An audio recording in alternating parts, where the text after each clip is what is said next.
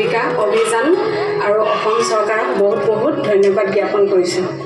ধন্যবাদ অসম ৰাজ্যিক গ্ৰামীণ জীৱিকা অভিযান, ধন্যবাদ অসম চৰকাৰ। এই মহিলাসকল কেৱল উদ্যমী নহয়, তেওঁলোক একোটা পৰিয়ালৰ পৰিৱৰ্তনৰ চালক, ৰূপান্তৰৰ যাত্ৰী, সবল নাৰী, শক্তিশালী সমাজ, আত্মনিৰ্ভৰ অসম।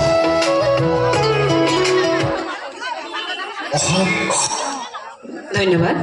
আমি পুনৰ সম্পূৰ্ণ অনুষ্ঠানলৈ উভতিছোঁ। অসম চৰকাৰ পঞ্চায়ত আৰু গ্ৰাম উন্নয়ন বিভাগৰ অতিৰিক্ত মুখ্য সচিব শ্ৰীযুত বি কল্যাণ চক্ৰৱৰ্তী ডাঙৰীয়াক সম্বৰ্ধনা জনাব উদ্যোক্তাসকলে। গান গাব নে কি কৈছে সমামিত সংগীত এটা কম্পিটিশ্যন আছে ক